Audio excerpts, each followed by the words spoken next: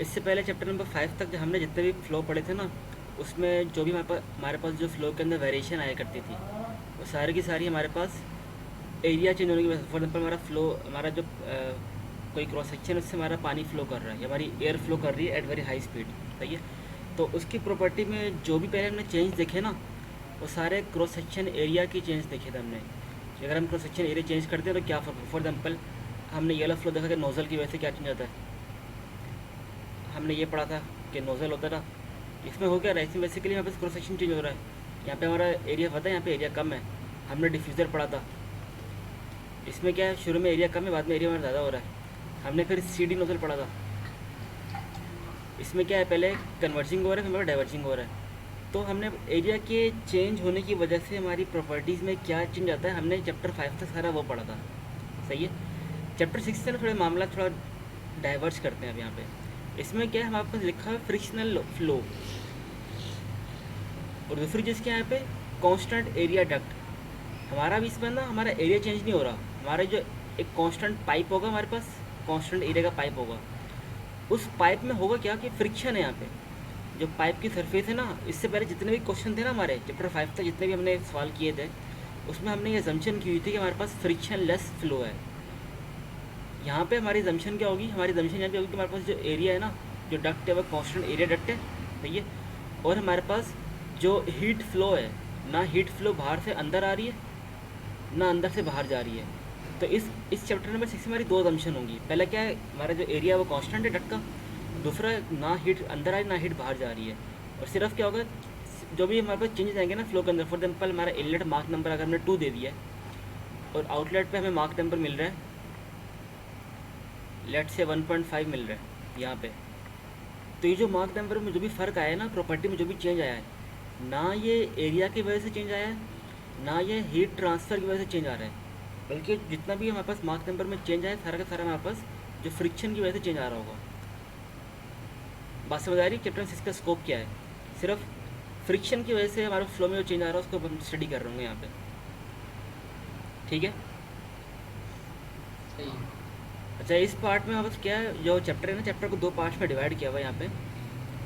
जो first part है ना, फर्स्ट पार्ट में उन्हें बहुत ही शॉर्ट लेंथ को लेंगे, हम डक्ट तो लेंगे लेकिन डक्ट की लेंथ बहुत ज़्यादा शॉर्ट होगी।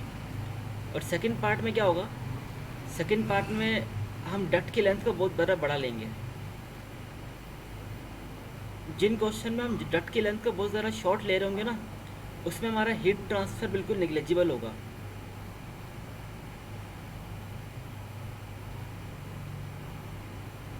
उसके अंदर हम जो हीट ट्रांसफ़र होगा उसको बिल्कुल एलिमिनेट कर देंगे, जिसमें हमारे पास डट की लेंथ छोटी होगी, जो कि फर्स्ट पार्ट है चैप्टर का। और चैप्टर के सेकंड पार्ट में जिसमें हम डट की लेंथ बहुत ज़्यादा बड़ी लेंगे, तो उसमें हम हमारा जो फ्लो होगा ना, उसके अंदर हीट ट्रांसफ़र हो रही होगी, उसके अंदर कुछ ना कुछ हमारी हीट ट्रांसफ़र लाजमी होगी, जिसको भी इसके अंदर इनकॉपरेट कर रहे होंगे। तो चैप्टर के बेसिकली 2 पार्ट्स हैं। आमतौर पे इसी से हमारा चैप्टर शुरू भी होगा, ख़त्म भी यहीं पर हो जाएगा। हम हीट ट्रांसफ़र का फैक्टर तो पता नहीं पढ़ लेंगे चैप्टर के अंदर। सिर्फ ये होगा कि हमारे पास जो भी चेंज आ रहा है, सिर्फ वो फ्रिक्शन की वजह से हमारे चेंजेस जो है इसके अंदर आ रहे होंगे। तो ये चैप्टर का थोड़ा सा बेसिक नो हाउ है। पहले हमने सिर्फ एरिया के चेंज होने की वजह से क्या हमारी प्रॉपर्टी में चेंज आ रहा है वो देखा था, और हमारे पास एरिया कांस्टेंट है, जो हमारी जो फ्रिक्शन ऑफ वॉल है, उस वॉल की वजह से हमारी प्रॉपर्टीज़ में क्या चेंजेस आएंगी उसको स्टडी कर रहे होंगे यहाँ पे। अच्छा, कुछ गवर्निंग क्वेश्चन है।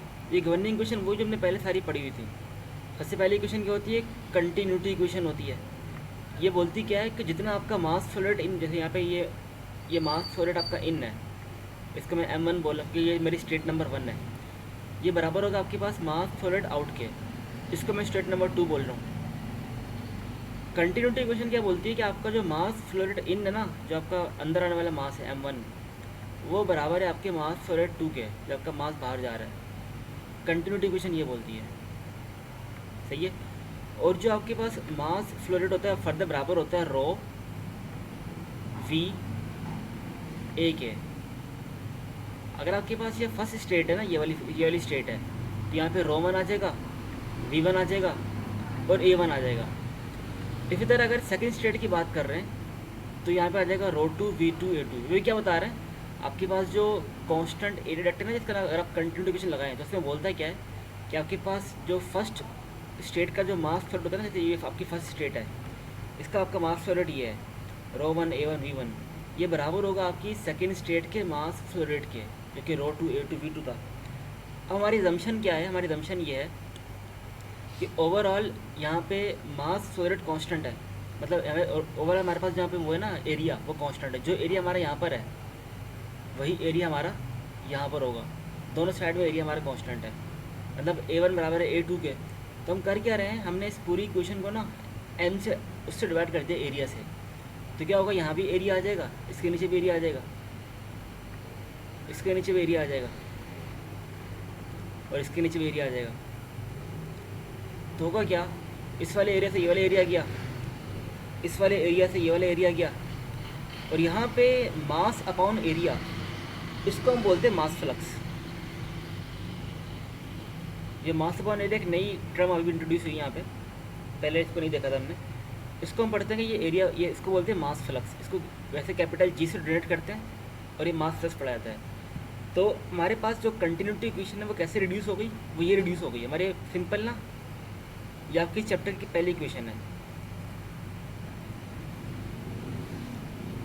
तो ये क्या बताता है, rho one V one equals to rho two V two. जितना आपके पास मास फ्लो रेट इन हो रहा है ना इस एरिया से, इस कांस्टेंट एरिया से, वही आपका मास फ्लो रेट या मास फ्लक्स इस कांस्टेंट एरिया से आउट हो रहा है। तो बेसिकली मास फ्लक्स ये होता है कि आपकी किसी कांस्टेंट एरिया से ना कितना फ्लो हो रहा है। फॉर एग्जाम्पल अगर ट्रैफिक वाला बंदा है ना, उसकी ये उसका रोड है, वो बोलता है कि भाई शाम के वक्त यहाँ पे ना इस वाले रोड पे मास फ्लक्स बहुत ज़्यादा होता है, या ऐसे बोल सकता है कि शाम के वक्त ना इस रोड पे जो कार फ्लक्स होता है, कार फ्लक्स या फिर ट्रैफिक फ्लक्स बहुत ज़्यादा होता है।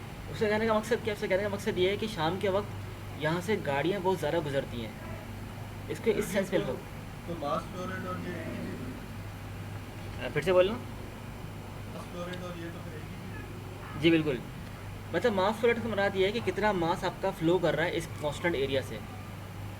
मास फ्लक्स जो होगा ना, मास फ्लक्स से मुराद ये है आपके पास ये कांस्टेंट एरिया है, ये वाला एरिया आपका कांस्टेंट है, तो ये इस कांस्टेंट एरिया से कितना मास फ्लो कर रहा है उसको मास फ्लो रेट बोल देंगे। अब मैं उसको एग्जांपल के तौर पे समझा रहा हूँ कि इसका मतलब क्या है। फॉर एग्जांपल ट्रैफिक वाला बंदा बोलता है कि भाई शाम के वक्त ना जो ट्रैफिक फ्लक्स होता है ना, ट्रैफिक फ्लक्स मतलब ट्रैफिक जो गुजर रही है, ये कांस्टेंट एरिया है, ये रोड है, रोड का कांस्टेंट एरिया है, रोड फिक्स होती है। For example two way road है ये, तो कितना हमारे पास ट्रैफिक जो है वह इस एरिया से गुजर रही है, इसको बोलते हैं कि ट्रैफिक फ्लक्स हो गया। इसी तरह फॉर एग्जांपल आपके जो है वो सीढ़ियाँ हैं, घर की सीढ़ियाँ ऊपर जा रहे हो नीचे जा रहे हो, ये बहुत जब मेहमान आते हैं तो क्या होता है, जो सीढ़ियों का जो मेहमानों का जो फ्लक्स होता है सीढ़ियों से वो बढ़ जाता है। तो किसी भी चीज़ का ना किसी कांस्टेंट एरिया से गुजरना उसको फ्लक्स बोला जाता है, उसको मतलब होता है फ्लक्स। तो यहाँ पे मास गुजर रहा है हमारे कांस्टेंट एरिया से, इसलिए इसको बोलते हैं मास फ्लक्स। तो पहली इक्वेशन है जिसको कंटिन्यूटी इक्वेशन बोलते हैं। दूसरी जो गवर्निंग इक्वेशन है यहाँ की, उसको बोलते हैं मोमेंटम इक्वेशन। मोमेंटम इक्वेशन क्या बोलती है कि आपके पास वैसे बेसिकली मोमेंटम होता क्या है, मोमेंटम होता है मास इनटू वेलोसिटी, सही है। मास को अगर हम वेलोसिटी से मल्टीप्लाई करते हैं मोमेंटम बन जाता है, सही है। हमने ऊपर पढ़ा मास फ्लो रेट, तो हमारे केस में ये एम डॉट हो जाएगा, सही है। ये बन गया आपके पास रेट ऑफ मोमेंटम, इसको बोलते हैं कि मोमेंटम का रेट है, सही है। कोई भी चीज़ अगर टाइम से डिवाइड हो उसको रेट बोल देते हैं, सही है। अगर ये इनिशियल मोमेंटम है, यहाँ मोमेंटम बेसिकली किसी के अंदर कितनी एनर्जी पाई जाती है उसको मोमेंटम बोला जाता है। ये आपकी फर्स्ट स्टेट है, आपकी सेकेंड स्टेट है। अगर ये फर्स्ट स्टेट की बात करें इसको मोमेंटम हो जाएगा m1v1, अगर सेकेंड स्टेट की बात करें इसको मोमेंटम हो जाएगा m2v2 हो जाएगा, सही है। अगर मैं मास फ्लो को फर्दर ओपन करूँ इसको मैं, क्योंकि मुझे पता है मास फ्लो का फार्मूला ये होता है rho one V one A one, अगर इसको मैं ओपन करूँ तो देखो ओपन ये हो जाएगा rho one V one A one. इसी तरह अगर मैं सेकेंड स्टेट के लिए ओपन करूँ इस फार्मूले को तो हो जाएगा rho two V two A two. मैं इसको जरा ओपन करके दिखाता हूँ। जो एम है ना इसका मतलब क्या होता है, rho one V one A one, ये मल्टीप्लाई हो रहा है किससे, वी वन से। तो देखो क्या हुआ, ये वी वन मल्टीप्लाई होकर आपस में इनकी पावर 2 हो जाएगी। तो देखो ये वो लिखा हुआ है rho one A one V one का स्क्वायर। इसी तरह ये सेकेंड स्टेट के लिए rho two V two A two का स्क्वायर आपके पास ये लिखा हुआ है। अब एक इक्वेशन होती है, वो इक्वेशन क्या बोलती है कि rate of change of momentum is called force. जैसे मेरे पास एक कार है, इस कार का पहला मोमेंटम था 5, सही है, इनिशियली इसका मोमेंटम 5 था। फाइनली जब ये चली आगे बढ़ी तो इसका मोमेंटम 10 था। तो हुआ क्या, और ये जो मोमेंटम में इसका चेंज आया ना, ये चेंज इसका 2 सेकंड के अंदर आया, सही है। मोमेंटम में चेंज इसका 2 सेकंड के अंदर आया हुआ है। तो मैं क्या बोलूँगा, इसका जो मोमेंटम के अंदर चेंज आया है ना 2 सेकंड के अंदर, वो फोर्स के बराबर है। मोमेंटम में चेंज किस वजह से है, इसके इंजन ने फोर्स लगाई होगी, सही है। ताकि वो जो भी मोमेंटम में आपके पास जो चेंज आया है ना, बेसिकली वो फोर्स के बराबर होता है। तो वही लिखा हुआ है आपके पास जो मोमेंटम में चेंज, आपके फाइनल मोमेंटम या फाइनल मोमेंटम है, final momentum minus initial momentum, इसमें जो भी चेंज आ रहा है बेसिकली बराबर है फोर्स के। ये सारा मिलके फोर्स बना रही हैं। आपके पास यहाँ पे 3 किस्म की फोर्सेज हैं इस जगह पे ना। ये आपके पास एक कंट्रोल वॉल्यूम है, ये आपके पास एक कंट्रोल वॉल्यूम है जो इस रेक्टेंगल में क्लोज हुआ हुआ है ना। ये उन्होंने बोला इस कंट्रोल वॉल्यूम में 3 फोर्स लग रही हैं। पहली यहाँ से प्रेशर फोर्स लग रही है जो कि इसको धकेल रहा है। जैसे हम पानी को, अगर कोई पानी को फ्लो कराते हैं किसी जगह से, तो एक जगह से हम उसको बाकायदा प्रेशर दे रहे होते हैं। जैसे आपकी मोटर का करती क्या, कि मोटर बेसिकली प्रेशर बढ़ा रही होती है आपके फ्लूइड का। तो यहाँ से आप प्रेशर लगा रहे हो इस ब्लॉक पे, और यहाँ भी आप फोर्स लगा रहे हो। इसी तरह यहाँ से आप सक्शन कर रहे हो इसको, पानी को ना इस तरफ खींच रहे हो, आप अपनी तरफ खींच रहे हो। तो यहाँ भी कोई ना कोई फोर्स लगा रहे हो आप, खींचने वाली फोर्स लगा रहे हो। और तीसरी जो वॉल्व है ना, ये वाली वॉल्व्स, ये वॉल्व फ्रिक्शन कॉज कर रही हैं इसके फ्लो के अंदर। इसलिए ये वाली वॉल्व भी फ्रिक्शन कॉज कर रही है इसके फ्लो में। तो ओवरऑल 3 फोर्स लग रही है मेरे इस ब्लॉक पे। पहली फोर्स फ्रिक्शन फोर्स है जो कि नेगेटिव फोर्स है, जो कि मेरे फ्लो को अपोज कर रही है। दूसरी ये वाली फोर्स, ये रो 1 A1, ये मेरी फोर्स को आगे धकेल। अच्छा ये वाली फोर्स है ना, ये मैंने गलत बनाई है, ये वाली फोर्स इस तरफ ही लग रही है, क्योंकि प्रेशर फोर्स जो होती है हमेशा नॉर्मल होती है और टूवर्ड द बॉडी होती है। ये वाली फोर्स ऐसी होगी, तभी इसका नेगेटिव लिया हुआ है। तो सिर्फ एक फोर्स है जो कि आपको राइट साइड पे जा रही है, जो कि ये वाली फोर्स है। बाकी दोनों फोर्स, एक तो फ्रिक्शन फोर्स है, फ्रिक्शन फोर्स भी आपकी इस डायरेक्शन में लग रही है, और आपकी ये वाली फोर्स है वो भी आपकी लेफ्ट साइड पे लग रही है। दोनों फोर्सेज आपकी मोशन को अपोज कर रही हैं। तो इस इक्वेशन को बोलते हैं मोमेंटम इक्वेशन होती है। अच्छा वैसे पहले ही पढ़ चुके हैं चीज़ें, थोड़ा काफ़ी देर बाद पढ़ लें चाहिए, फिर से मैं काफ़ी इसमें डिटेल में जा रहा हूँ। इसलिए तीसरी चीज़ आपके पास the first law of thermodynamics है। इसमें क्या होता है, आपको बोलता है कि आपको जो इंथाल्पी होती है ना, इंथाल्पी बराबर होती है इनिशियल इंथाल्पी प्लस v²/2। ये बेसिकली आपके पास इंथाल्पी निकालने का फार्मूला है। इसको सिर्फ याद कर लो कि आपके पास जो इनिशियल ये चीज़ है, बस इसको आसान फार्मूला से बोल सकते हैं कि आपके पास इंथाल्पी एट फर्स्ट स्टेट होगी ना, वो बराबर होगी स्टैग्नेशन इंथाल्पी सेकंड स्टेट। ये सिंपल है बस।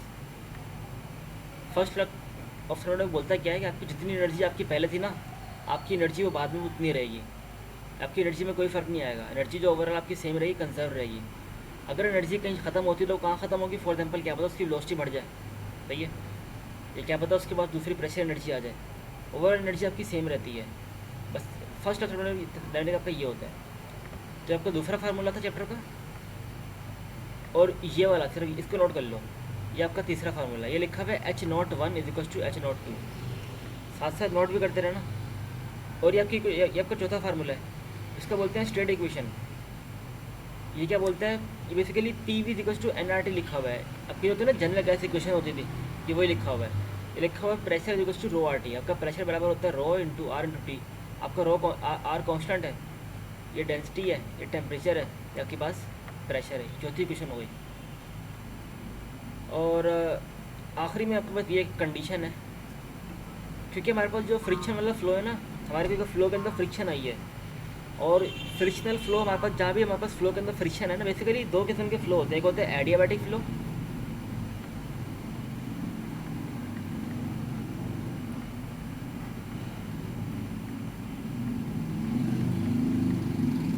एक होता है हमारे पास आइसेंट्रोपिक फ्लो। इनमें फ़र्क देखते हैं क्या होता है।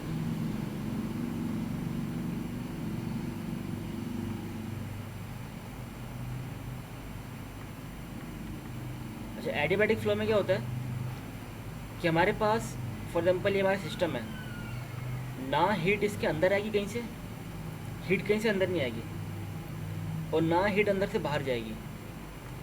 इसको बोलते हैं कि एडियाबैटिक फ्लो है, ना हीट अंदर आएगी ना हीट बाहर जाएगी। आइसोट्रोपिक फ्लो क्या होता है, जैसे मेरा पाइप है, इसमें भी ना हीट अंदर आएगी और ना ही हीट बाहर जाएगी, पहली कंडीशन तो ये है। प्लस प्लस एक और चीज़ क्या है, ये फ्रिक्शनलेस भी होगा, इसके अंदर जो फ्रिक्शन होगी ना ये भी नहीं होगा, इसको बोलते हैं कि आइसोट्रोपिक फ्लो है। ना इसके अंदर फ्रिक्शन होगी और ना इसके अंदर हीट ट्रांसफ़र होगा, तो इसको बोलते हैं कि हमारे पास आइसोट्रोपिक फ्लो है। तो हमारे पास जो ये फ्रिक्शनल फ्लो है ना, फ्रिक्शनल फ्लो, इसको हम एडियाबैटिक तो बोल सकते हैं, लेकिन इसको हम आइसोट्रोपिक नहीं बोल सकते हैं।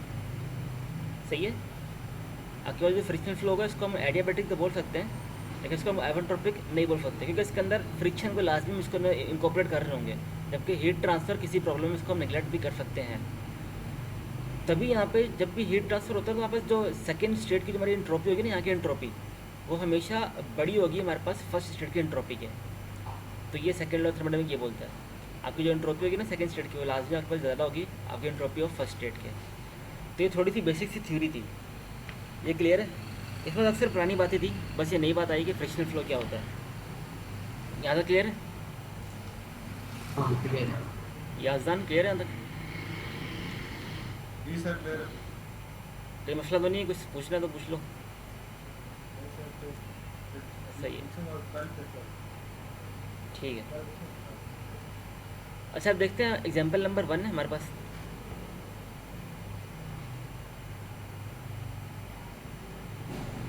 साफर नोट करते रहे आप लोग, ये फार्मूले ना ये काम आएंगे बाद में, आप लोग साफर नोट्स ही बनते रहेंगे। अच्छी आज पेज थोड़ा स्लो है मेरा। तो लिखा हुआ है an insulated tube with the cross section area of 40 millimetre square. तो आपके पास ना ये ट्यूब है, मतलब ट्यूब स्टार्ट यहाँ से हो रही है और ट्यूब फॉर एग्जाम्पल ख़त्म यहाँ पे हो रही है। ये आपकी ट्यूब है जिसका एरिया कांस्टेंट है, यहाँ से लेके यहाँ तक एरिया में कोई फ़र्क नहीं आ रहा, मतलब आपका एरिया थ्रू आउट तक आपका फ्लो कांस्टेंट है। एंड इंसुलेटेड, इससे मुराद क्या है कि आपका हीट ट्रांसफ़र नहीं हो रहा। आपकी अदम्पशन क्या हो सकती है, आपकी अदम्पशन हो सकती है कि हमारे जो फ्लो है वो एडियाबैटिक फ्लो है। यहाँ पे आप अदम्पशन लिख सकते हो, सही है। अदम्पशन लिखोगे तो सवाल नंबर तो होते नहीं अदम्पशन के, लेकिन ये अच्छा इम्पैक्ट डालती है आपके सोल्यूशन पे। आपके पास एडियाबैटिक फ्लो है। An insulated tube with an cross section area of this is fed with air by an isentropic converging nozzle. अभी मैंने आपको बताया था कि हमारे पास जो फ्लो होगा वो आइसेंट्रोपिक तो नहीं होगा, लेकिन सवाल में आइसेंट्रोपिक का वर्ड यूज़ हो रहा है। ये क्या बात होगी अब? हालांकि हम पढ़ रहे हैं यहाँ पे फ्रिक्शनल फ्लो, तो मैंने इसका मतलब ये है ना कि वो चेंज होगा एरिया इसका मतलब ये है कि जो आइसेंट्रोपिक डक्ट है ना, ये जो डक्ट है आगे वाली, इसको पीछे से कहीं फ्लो मिल रहा है। पीछे देखो ये नोज़ल है, पीछे ना हमारे पास नोज़ल बनी हुई है। फॉर एग्जाम्पल हमारे पास ये पाइप, ये हमारे पास होज था, ये होज था हमारे पाइप का, और आगे कॉन्स्टेंट चैनल आ गया है। इसको जो पीछे पर जो फ्लो मिल रहा है ना वो एक नोज़ल के थ्रू मिल रहा है। उस नोज़ल के अंदर जो फ्लो था वो आइसेंट्रोपिक था, लिखा हुआ है। फिर से पढ़ते हैं। An insulated tube with the cross section area of this is fed with air by an isentropic converging nozzle.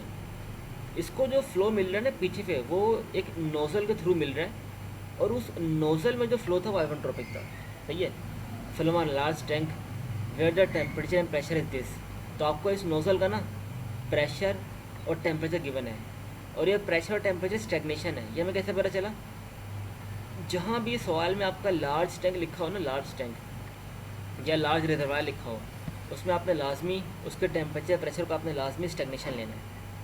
या आपका लार्ज टैंक लिखा है, आपका लार्ज रिजर्वायर लिखो, दोनों सूरत में अपना टेम्परेचर प्रेशर आपने स्टैग्नेशन लेना है, सही है।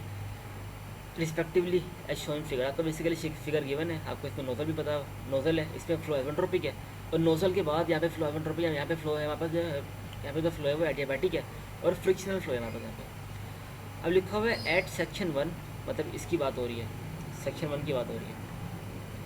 Where the nozzle join a constant area duct, ये वो सेक्शन है जहाँ पे नोज़ल जो है वो हमारे पास कांस्टेंट एरिया डक्ट के साथ ज्वाइन हो रही है, सही है।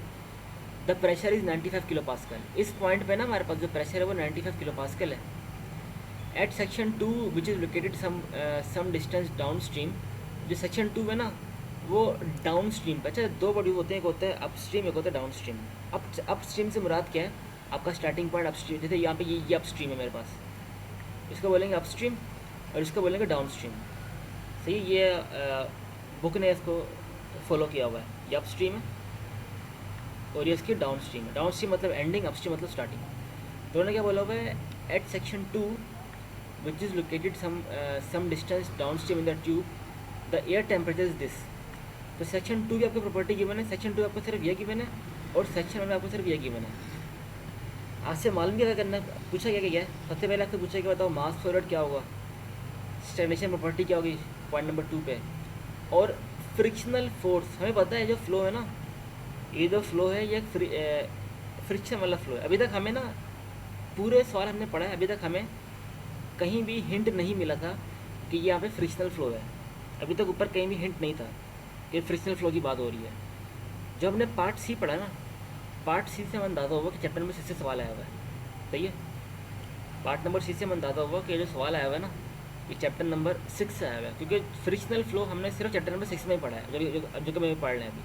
सही है, लिखा हुआ the frictional force on the duct wall between section 1 and 2। तो उन्होंने बोला जब ये पानी, जब ये एयर हमारी गैस जो फ्लो कर रही थी ना पॉइंट नंबर 1 से 2 तक, तो इस फ्लो के दौरान बताओ कितनी फ्रिक्शन फोर्स इसको अफेक्ट कर रही होगी या इसके फ्लो को काउंटर कर रही होगी, कितनी फ्रिक्शन फोर्स होगी हमारे पास। सवाल समझ आया? हाँ सुनो। यहजन सवाल समझ आया? जी सर, आ गया। कोई क्यूरी है इसके अंदर तो पूछ लो।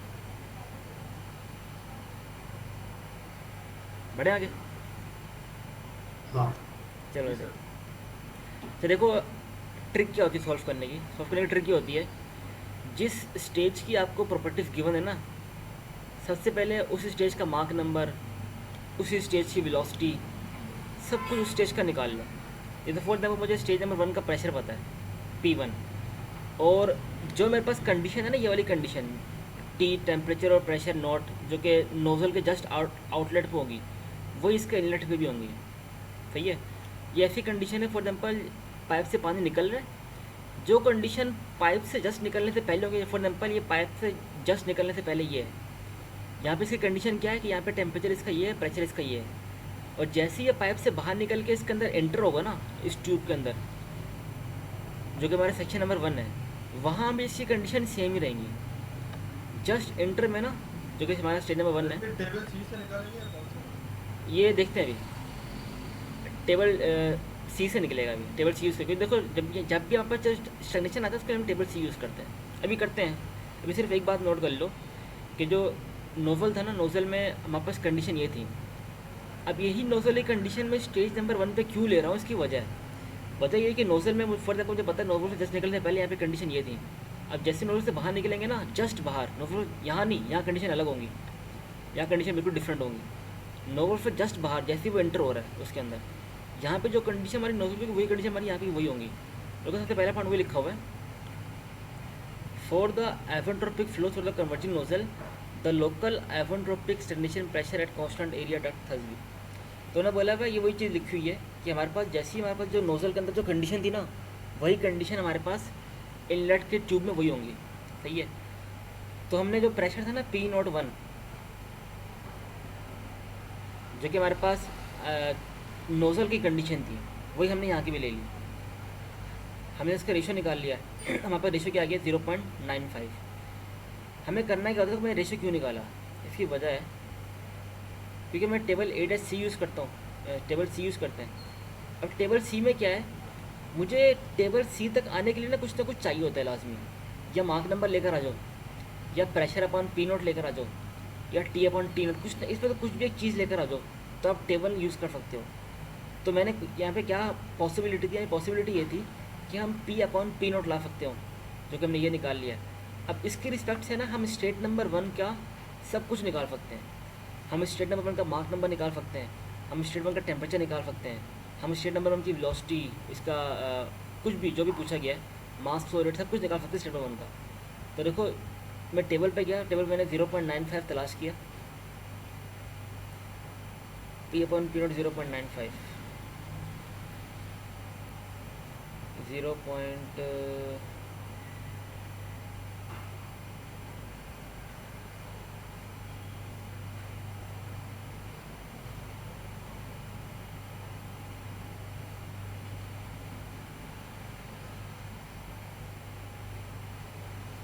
सर जी इस टेबल में दो 0.95 होंगे, एक ही होगा? एक ही होगा, एक ही होगा। वो कौन सी थी जिसमें दो थे? वो जब हमारे पास, जब उसके अंदर जब सुपरसोनिक फ्लो होता है ना, जब हमें पता नहीं होता कि हमारा जब उसमें जब कन्वर्जिंग डाइवर्जिंग नोजल होता है ना जिसमें, क्योंकि उसमें हमें आइडिया नहीं होता कि ये निकलने के बाद आया इसमें फ़्लो जो होगा हमारे पास वो मार्क नंबर ज़्यादा होगा या कम होगा, जिसका हमें श्योर नहीं होते हैं। जी इसमें समझ हम गया। श्योर हैं। श्योर इस वजह से हैं कि यहाँ पे एक कन्वर्जिंग इसके नोजल अंदर तो है। ये है ही नहीं, चॉकलेट नहीं। कन्वर्जिंग नोजल में ना कभी भी मार्क नंबर इसके बाद ग्रेटर देन 1 नहीं होता। कन्वर्जिंग नोजल में कभी भी मार्क नंबर ग्रेटर देन 1 नहीं होता, हमेशा लेस देन 1 निकलता है आइडल केस में। सही है, तो इसलिए हम सिर्फ ये वाला यूज़ कर रहे हैं। तो 0.95 आता है, 0.95 ये रहा हमारे पास, ये रहा। अच्छा, इस पर हमने मार्क नंबर निकाला है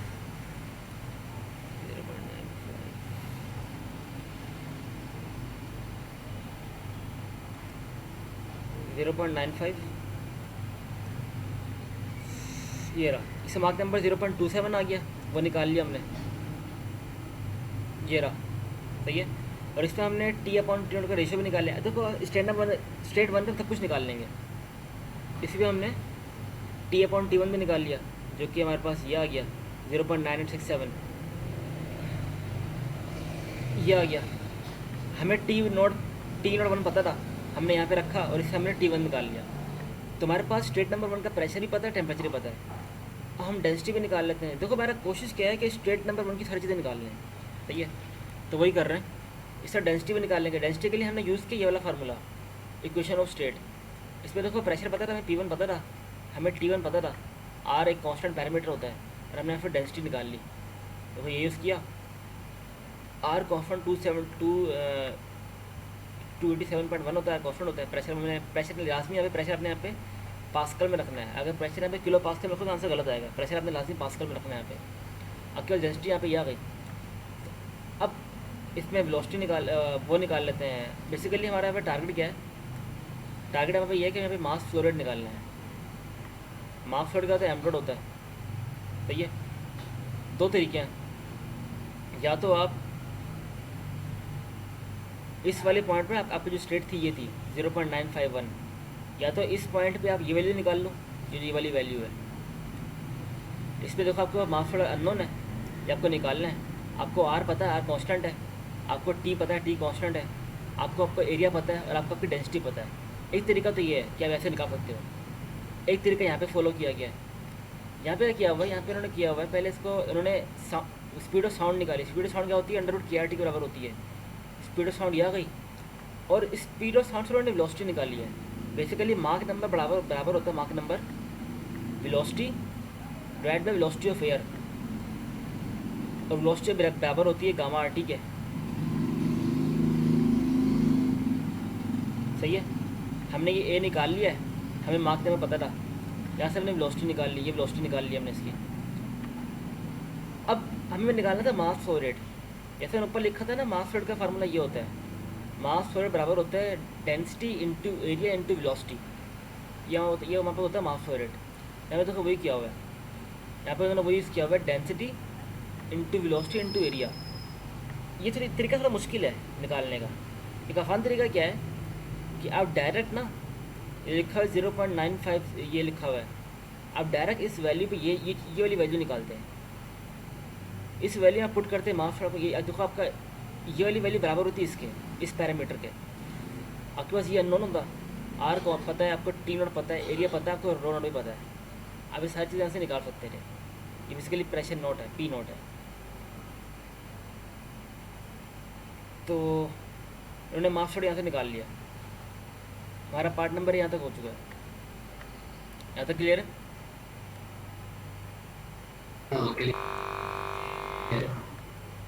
सही है। तो पार्ट नंबर 2 में क्या है? पार्ट नंबर 2 में हमें सेक्शन जो 2 है ना, हमारा जो ये वाला सेकंड सेक्शन है, देखो हमें सेक्शन 1 तो पूरा सॉल्व कर लिया। हमने सेक्शन 1 की सारी प्रॉपर्टी हमने निकाल ली है। अब पार्ट नंबर 2 में क्या है? हमें इस पॉइंट पे ना सब कुछ निकालना है। अब इस पॉइंट पे हमें सिर्फ टेम्परेचर गिवन है, और हमें एक यहाँ से हिंट मिल गई है कि लाजमी हम टेम्परेचर के रेशियो से निकाल सकते हैं स्टेट नंबर 2 की सारी प्रॉपर्टीज़। देखो हमें चार्ट पे आने के लिए ना, कि हमें ग्राफ पे आने के लिए, इस चार्ट पे आने के लिए कुछ ना कुछ रेशो लाजमी चाहिए होता है। या हमें मार्क नंबर दे दो, या ये दो, या ये दो। हमें यहाँ से हिंट क्या मिला है कि यहाँ पे पहले फिर टेम्परेचर गिवन है। अगर हम T2 अपॉन T02 निकाल लें, सेकेंड स्टेट का हम रेशियो निकाल लें ये वाला, तो हमारा काम बन सकता है। हम स्टेट नंबर 2 की सारी प्रॉपर्टीज़ फाइंड आउट कर सकते हैं। देखो यहाँ पे एक बात लिखी हुई है कि हमारे पास जो ट्यूब है ना, जो हमारे पास जो फ्लो है, वो इंसुलेटेड ट्यूब का फ्लो है। जिससे मुराद क्या है, यहाँ पर जो चीज़ें हैं वो एडियाबैटिक है। जो हमारा फ्लो है ना वो एडियाबैटिक है। और एडियाबैटिक फ्लो में क्या होता है कि हमारे पास जो स्टेट होती है ना, जो T01 होता है वो बराबर होता है T02 के। वही बात लिखी हुई है यहाँ पे, लिखा हुआ है एज लॉन्ग एज हमारा जो फ्लो है ना वो एडियाबैटिक है। एडियाबैटिक से मुराद क्या है कि इसका टेम्परेचर ना इन आ रहा है, ना कहीं बाहर से टेम्परेचर ले रहा है, ना अंदर से बाहर जा रहा है। और उसका मतलब ये होता है कि आपको जो फर्स्ट इनिशियल टेम्परेचर था ना, आपका जो इनिशियल आपके पास जो स्टेशन टेम्परेचर था, वो आपका बराबर होगा फाइनल स्टेशन टेम्परेचर के। सही है। तो T0 बराबर T02 के, आपको T2 पहले पता था, आपने T02 यहाँ से निकाला, इन दोनों को डिवाइड किया, आपका रेशियो ही आ गया।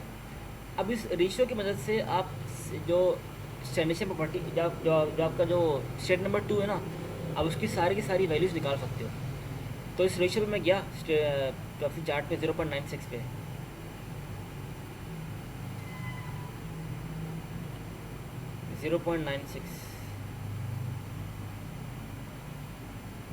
ये रहा। सही है।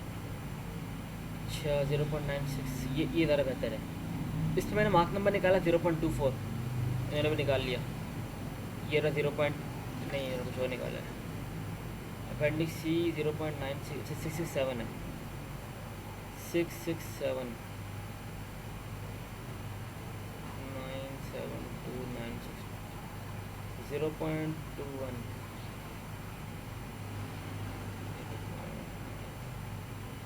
0.41।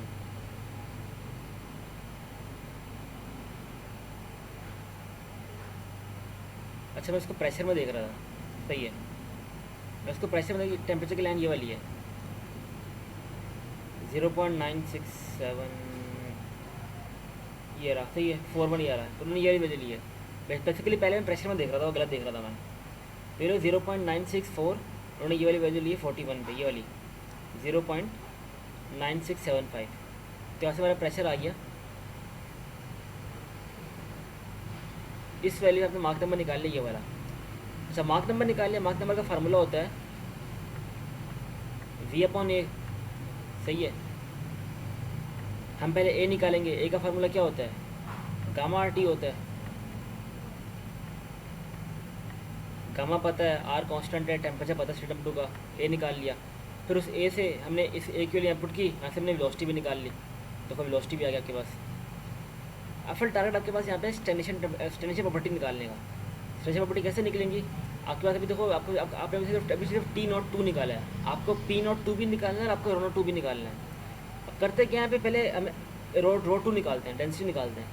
डेंसिटी उन्होंने कैसे निकाली? उन्होंने डेंसिटी के लिए यह फार्मूला यूज़ किया हुआ है, जो हमारा फर्स्ट फार्मूला था ना, इक्वेशन ऑफ कंटिन्यूटी का फार्मूला, कि ρ1 V1 इक्वल्स टू ρ2 V2। हमें ρ1 पता है, हमें V1 पता है, हमें V2 भी पता है। यहाँ से हम ρ2 निकाल लेंगे। तो यहाँ पे ρ2 ऐसे निकाल लिया, ये रहा। सही है। जब ρ2 आ गया तो आपने यहाँ से P2 निकाल लिया, अपने इक्वेशन ऑफ स्टेट यूज़ की। आपको T2 पता था, आपको ρ2 पता था, R कांस्टेंट होता है। यहाँ से आपने प्रेशर 2 भी निकाल लिया, प्रेशर 2 आ गया। फिर आपने वापसी उसी स्टेट पे ना, वापसी उसी स्टेट पे आपने P/P0 की वैल्यू निकाली, ये वाली। ये बेसिकली P2/P02 था, और ये क्या है, ये ρ2/ρ02 हो जाएगा। तो दोनों की वैल्यू आपने निकाली। ये देखो आपने ये P02/P निकाला, और आपने रो निकाला। रो की जरूरत इनको थी नहीं, वैसे रो भी निकाल सकते हो आप। ये रेशो निकाला वहाँ से, आपको P2 पता था, यहाँ से आपने P02 भी निकाल लिया। तो बेसिकली आपका आंसर ये है। आपकी पहली स्टैंडर्ड प्रॉपर्टी ये है, और आपकी दूसरी स्टैंडर्ड प्रॉपर्टी स्टेट नंबर 2 की ये थी, जो कि आपने इस एजम्पशन के थ्रू निकाली थी। क्योंकि फ्लो एडियाबैटिक था तो टेम्परेचर हमारा कांस्टेंट रहा था स्टैंडर्ड। और यहाँ पे जो P02 हमने इस फार्मूले के तहत, इस प्रोसेस के तहत हमने निकाला। तो सवाल बहुत सिंपल है, बस हमने करना क्या है, चेक करना है कि किस रेशियो के थ्रू हम अपने टेबल पे जा सकते हैं। जैसे स्टेट नंबर 1 पे हमने P अपॉन P नोट के थ्रू इस टेबल पे गए, इससे स्टेट नंबर 2 पे हमने T अपॉन T नोट के थ्रू टेबल पे गए। लास्ट चीज़ क्या है, लास्ट चीज़ बोलिए आप फ्रिक्शनल फोर्स निकालो। अच्छा हमेशा याद कर लो, फ्रिक्शनल फोर्स जब भी निकलेगी ना चैप्टर नंबर 6 में, वो हमेशा इस फार्मूले से निकलेगी, जो कि हमारे पास मोमेंटम और इक्वेशन है। तो इस फार्मूले का यूज़ करके हम फ्रिक्शनल फोर्स निकाल सकते हैं। सही है, देखो इन्होंने फार्मूला यूज़ किया हुआ है, हमें P1 पता है, हमें A पता है, हमें P2 पता है, हमें A पता है, ये सारी वैल्यूज़ पता है हमें। तो सारी वैल्यूज़ पुट की यहाँ पे, और यहाँ पे हमने फ्रिक्शनल फोर्स की वैल्यू फाइंड कर ली, जो कि 1.127 न्यूटन आ गई। तो यहाँ पे हमारी फ्रिक्शनल फोर्स क्योंकि ऑपोजिट फोर्स होती है, ये हमारी फोर्स को, ये हमारी फ्लो को रेजिस्ट कर रही होती है, अपोज कर रही होती है, इसलिए इसका आंसर नेगेटिव लिखा जाएगा। क्लियर है? हाँ क्लियर। याजान क्लियर हो? चैप्टर 4 जैसा ही है। क्या बोल रहे हो? मैंने कहा तकरीबन चैप्टर 4 जैसा ही है ये तो। हाँ तकरीबन वही है, बस इसमें एक कॉन्सेप्ट है कि आपको बस जो फ्रिक्शन की वजह से ना, बस ये एक नई चीज़ काफ़ी आई है बस ये। हाँ याजान क्लियर? सर जी मुझे तो समझ नहीं आ रही फ्रिक्शन क्या है। कहाँ समझ नहीं आया? नया फ्रिक्शन क्या है सर जी, मैं आपने कल क्वेश्चन मेरा लिखी है बात। ठीक है, तो क्या है, देखो एक नोजल था, सिंपल एक नोजल है, नोजल जा रहा है आपके पास पाइप के अंदर। सही है, आपको नोजल की प्रॉपर्टी गिवन है, और आपको पाइप की ना जहाँ पे इंटर हो रहा है उसकी दो प्रॉपर्टी गिवन है, पाइप का इनलेट गिवन है आपको, उसका प्रेशर गिवन है, और पाइप का आपका आउटलेट का टेम्परेचर गिवन है। सही है, और आपसे पूछा गया है कि बताओ इनलेट और आउटलेट की प्रॉपर्टी क्या क्या होंगी। तो आपने करना सिर्फ ये है, आपने इनलेट और आउटलेट की सारी प्रॉपर्टीज़ फाइंड करनी है। सही है, मेन टारगेट यही है। अच्छा, इनलेट में आपको जो पहले पे चीज़ गिवन है प्रेशर गिवन है, और आउटलेट में आपको जो पहले पे चीज़ गिवन है टेम्परेचर गिवन है। ये दो चीज़ें आपको पहले से गिवन है, और यही आपके पास हिंट है टेबल पे जाने के लिए। सही है, जो चीज़ आपको गिवन होती है ना किसी भी स्टेट पे, वही आपके पास हिंट होता है टेबल पे जाने के लिए। उसी चीज़ के ज़रिए ना, जैसे मुझे यहाँ पे प्रेशर की वैल्यू गिवन है, तो मेरी कोशिश क्या होगी कि मैं P अपॉन P नोट की वैल्यू निकालूँ। इस वैल्यू के थ्रू ना फिर मैं स्टेट टेम्परेचर पूरी की पूरी निकाल सकता हूँ। सही है, तो सही है, ये पीछे पुराना वाला काम है सारा। हाँ ये पुराना वाला, ये देखो हमने किया क्या, P अपन P नोट निकाला, प्रेशर निकाला, इससे फिर मार्क नंबर निकाला, मार्क नंबर से फिर हमने वो वेलोसिटी निकाली, ये सारा प्रोसेस वैसे चला हुआ है। फिर हम स्टेट नंबर 2 पर आए, स्टेट नंबर में हमें गिवन है टेम्परेचर। तो हमारी कोशिश क्या होगी कि टेम्परेचर के रेशियो के थ्रू टेबल पर जाया जाए। आपको जो चीज़ गिवन होगी ना, आपने कोशिश करनी है कि उसी को यूज़ करके दूसरे टेबल पर जाया जाए। सही है, तो मैंने ये ये कौन सी टेबल होगी, ये वही वाली होगी या दूसरी? हाँ ये वही वाली टेम्परेचर वो यूज़ करोगे, जब का टेम्परेचर गिवन है 300 केल्विन, आप वो यूज़ करोगे यहाँ पे। स्टेट नंबर 1 के लिए आपने P1 अपॉन P नोट 1 ने यूज़ किया, और स्टेट नंबर 2 के लिए आपने T2 जो कि टेम्परेचर गिवन था आपको, और आपको दूसरा जो आपको टेम्परेचर जो टेंशन गिवन था वो यूज़ किया आपने। तो दोनों में आपने रेशियो यूज़ किया, दोनों में आप टेबल पे गए, और आपने सारी की सारी वैल्यूज टेबल से फाइंड आउट की हैं। दोनों स्टेट पे सेम मैकेनिज्म यूज़ हुआ हुआ है। बात समझ आई? जी सर। अच्छा देखो, इसमें है सिंपल ही, ये थोड़ा बुक में ज़रा मुश्किल लग रहा है आपको।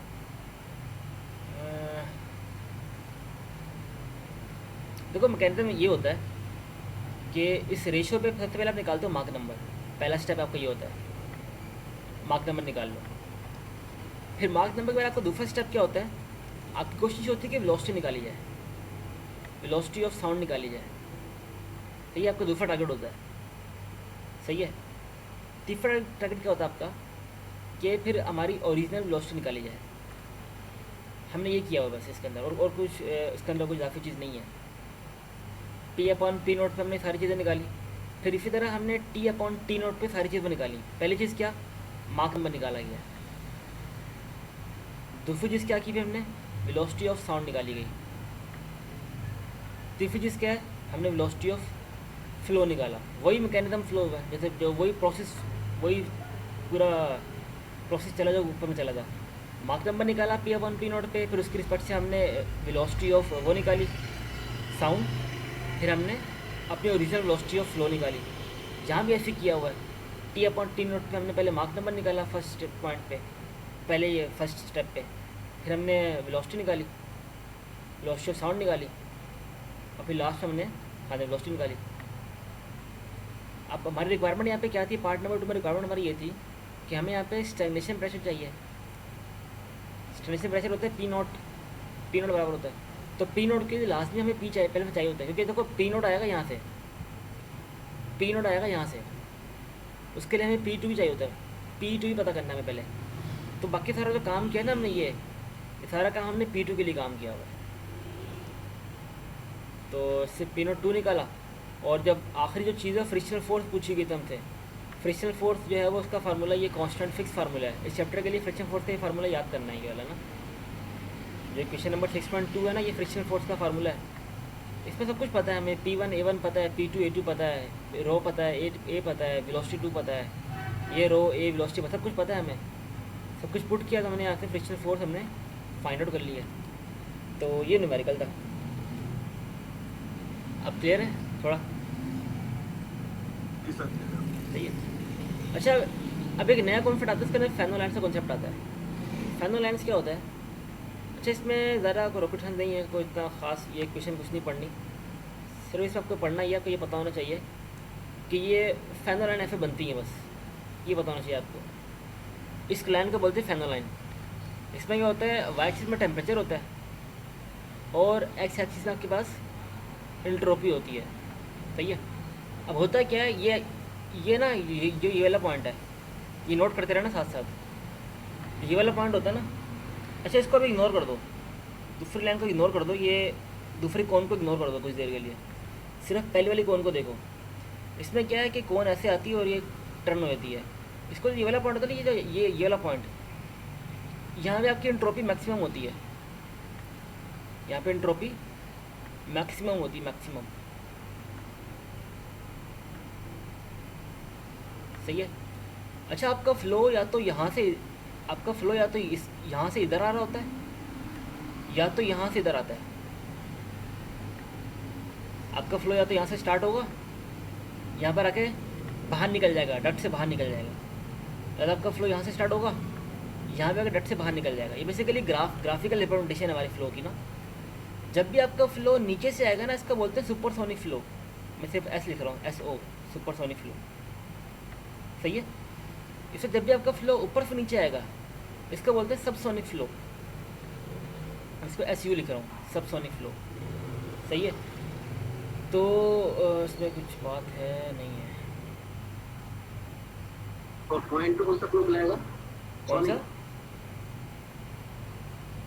एंट्रोपी मैक्सिमम होगी वहाँ पर सोनिक फ्लो बुलाएगा। यहाँ पे हाँ, अगर हमारा फ्लो यहाँ से, अगर हमारा फ्लो यहाँ पे फ्लो सोनिक होता है, बिल्कुल ऐसा ही है। यहाँ पे मार्क नंबर 1 होता है, या इस पॉइंट में मार्क नंबर 1 होता है आपका, बिल्कुल ऐसा ही है, ये सोनिक फ्लो कहलाएगा। तो बेसिकली आपको जो बोलते हैं ना पेपर में TS डायग्राम बनाओ, आपको TS डायग्राम ये न्यूमेरिकल में बनाना सीखेंगे, इसको कैसे बनाती है, लेकिन ये बेसिकली TS डायग्राम है इसकी। ये जो प्रोसेस है ना इसकी, ये TS डायग्राम है। और इस डायग्राम के एक साइंटिस्ट उन्होंने मुतारिफ़ करवाया था, उनका नाम फैनो होगा, तो इस लाइन को बोलते हैं फेनोलाइन्स।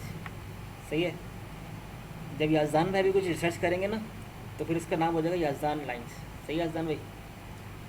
ठीक हो गया सर। ठीक। आप भी रिसर्च कीजिएगा तो इंशाल्लाह उसका नाम फिर बुक में लाएंगे, याजदान लाइन्स लिख देंगे या फिर याजदान फ्लो लिख दीजिएगा।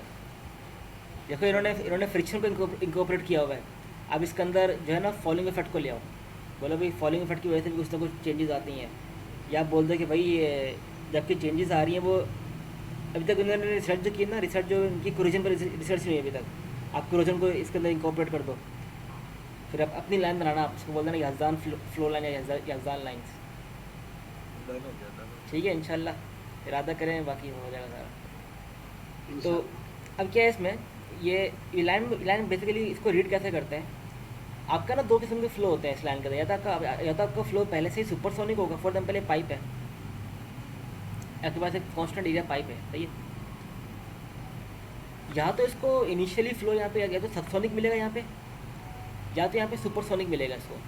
अगर सबसोनिक मिलेगा ना तो हमारा ग्राफ ऊपर से ऐसे नीचे आ रहा होता है, ये आ रहा होता है। अगर इसको फ्लो पहले से सुपरसोनिक मिलेगा, सही है, तो हमारा जो ग्राफ होता है वो नीचे से ऊपर आ रहा होता है। पहली बात तो ये नोट करने की है। सही है। अगर सबसोनिक है तो ऊपर से नीचे आएगा, और अगर सुपरसोनिक नीचे से ऊपर जाएगा। दूसरी बात, हमारा मार्क नंबर ऑलवेज 1 को अप्रोच कर रहा होता है, सही है। फॉर एग्जाम्पल मैंने यहाँ पे इनपुट दिया, इसको मैंने यहाँ पे मार्क नंबर 0.5 था, सही है।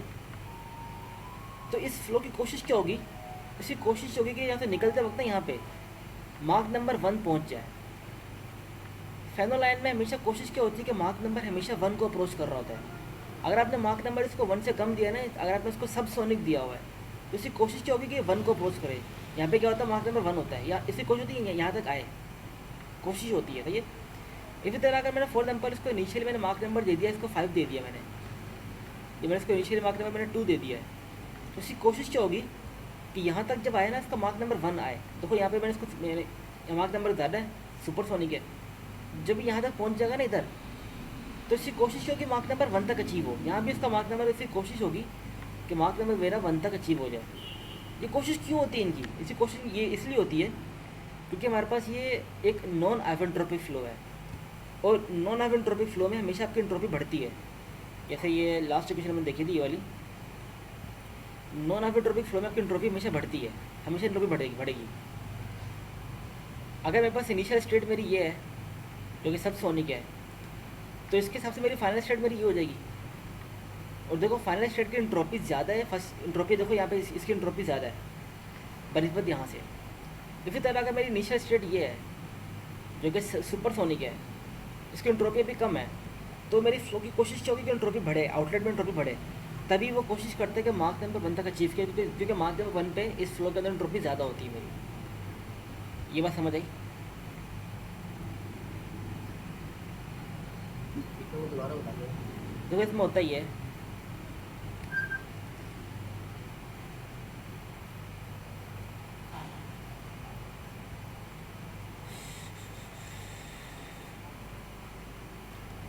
उसके लिए ग्राफ है मेरा, सही है।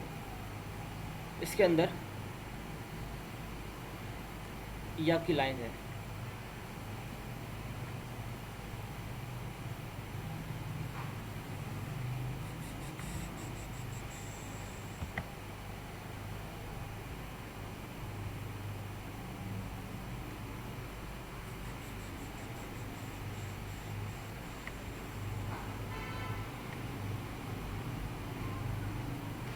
सही। ये फिनो लाइन है, सही है।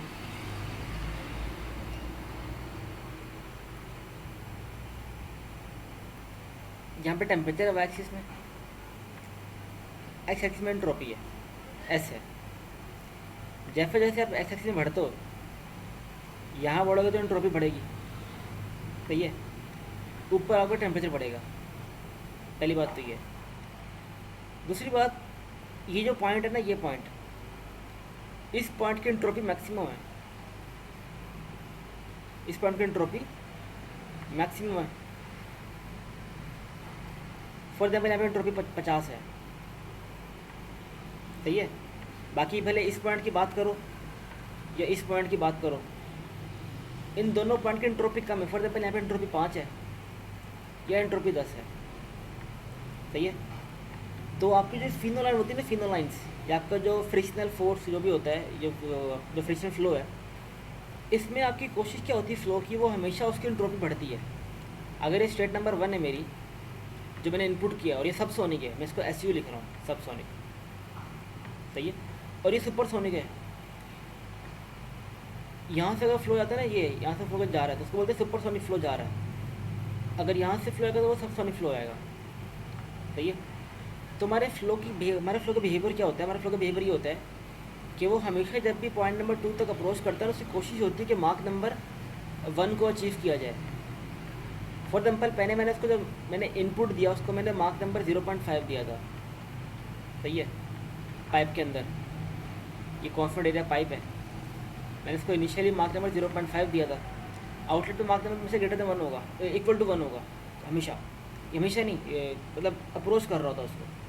इसी तरह जब दूसरा फॉर एग्जाम्पल मैंने उसको मार्क नंबर, मैंने इसको इनिशियली 3 दे दिया, तो इसकी कोशिश होगी कि आउटलेट में इसका मार्क नंबर 1 को अप्रोच करे।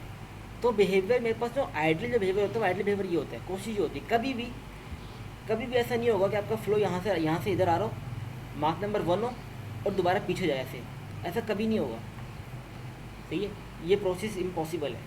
इसी तरह कभी भी ऐसे नहीं हुआ कि आपका मार्क नंबर कम होते होते 1 हो गया फिर दोबारा 1 से बढ़ गया, ये भी कभी नहीं होगा। ये तो इम्पॉसिबिलिटीज़ हैं, ये चीज़ें कभी नहीं होगी।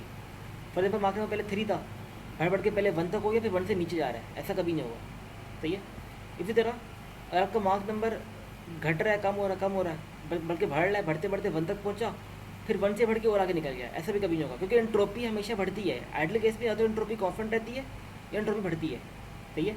एंट्रोपी कभी भी पीछे नहीं आती, तो इसीलिए तो बस ये चीज़ है फेनोलाइंस। अब क्लियर हुआ? हाँ क्लियर है। याजदान भाई क्लियर हुआ? जी सर। ये बस ये फिनोलाइंस होती है, इसको बाकायदा बनाना सीखेंगे कि कैसे बनाते हैं, हमारा फ्लो का बिहेवियर क्या है, ये थोड़ा बेसिक वैसे नो तो है इसका इसका। फ़ायदा क्या है? इसका फ़ायदा जैसे परपल्शन सिस्टम होता है, तो वो जो जेट इंजन होते हैं इसका उसमें कोई आप, क्वेश्चन होगा या नहीं होगा पेपर में? इसमें क्या होगा? इसका कोई क्वेश्चन वेश्चन होगा या नहीं? हाँ इसका होगा, लाजमी होगा, क्वेश्चन आएगा आगे। अच्छा एक और चीज़ इसमें देखो, एक और फिनोलाइन बनी हुई है, मैंने तो मिटाया था सारा।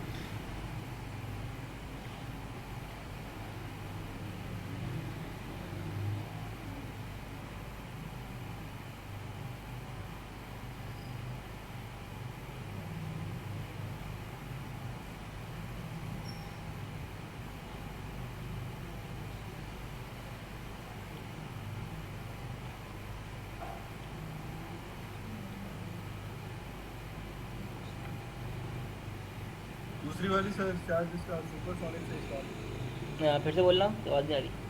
दूसरी वाली शायद सुपरसोनिक से स्टार्ट होती है। हाँ दूसरी वाली देखो ये है, अगर मेरे पास मास फ्लो रेट कम हो जाए, फॉर एग्जाम्पल पहले मैंने जो मास फ्लो दिया था ना, मेरा मास फ्लो ज़्यादा था।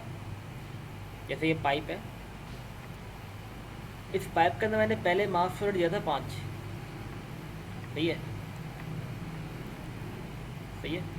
और फिर मैंने बाद में इसके अंदर मास फ्लो रेट दे दिया, मैंने पहले मास फ्लो रेट 5 दिया, मैंने उसके फेनोलाइन ड्रॉ कर ली, उसकी फेनोलाइन एफ ड्रॉ हो गई, अंदर वाली फेनोलाइन उसकी ड्रॉ हुई है। फिर मैंने मास फ्लो रेट कम कर दिया, मैंने 2 कर दिया।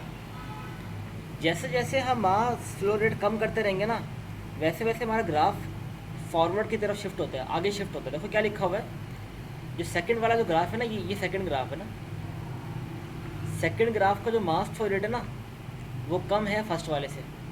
सही है।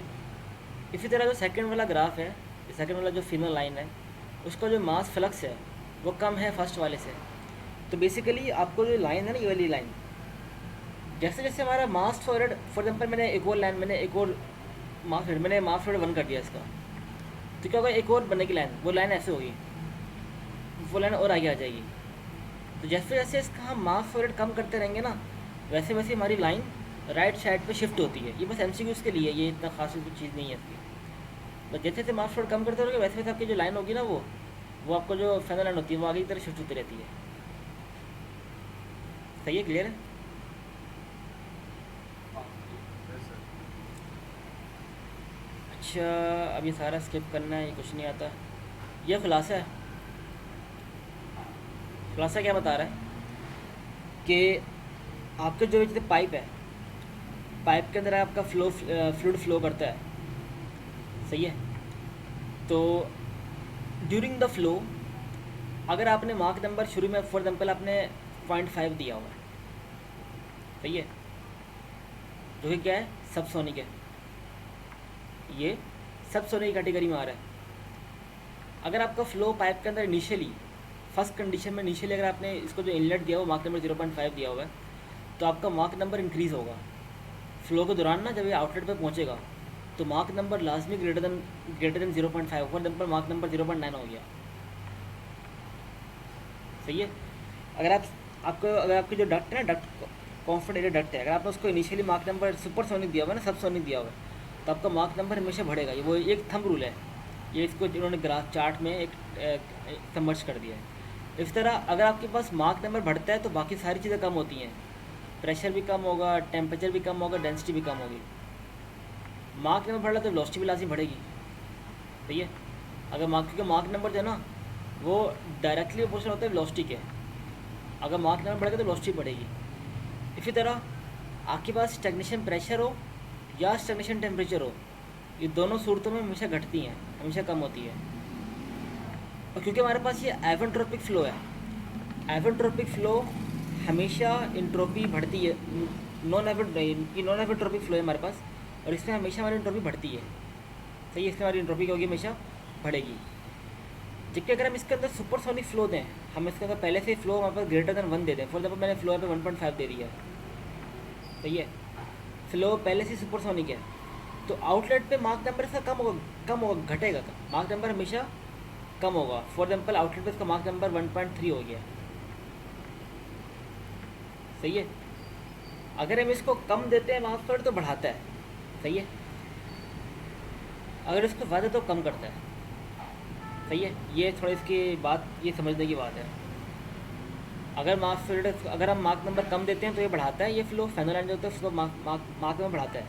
इस तरह का मार्क नंबर ज़्यादा दें, इसको सब सुपरसोनिक दें, तो मार्क नंबर इसका कम होता है, वो लिखा हुआ है। अगर मार्क नंबर सुपरसोनिक है हमारे पास, तो during the flow mark number कम होगा। अगर मार्क नंबर कम होगा तो बाकी सब बढ़ेगा, प्रेशर, टेम्परेचर ऐसी सब बढ़ेगी। मार्क नंबर डिक्रीज हो रहा है क्योंकि मार्क नंबर बराबर होते हैं, रिलेटिव मोशन होते हैं वेलोसिटी के। अगर मार्क नंबर घट रहा है तो वेलोसिटी भी घटेगी, सही है, और हमारी एंट्रोपी इसमें इंक्रीज़ हो जाएगी।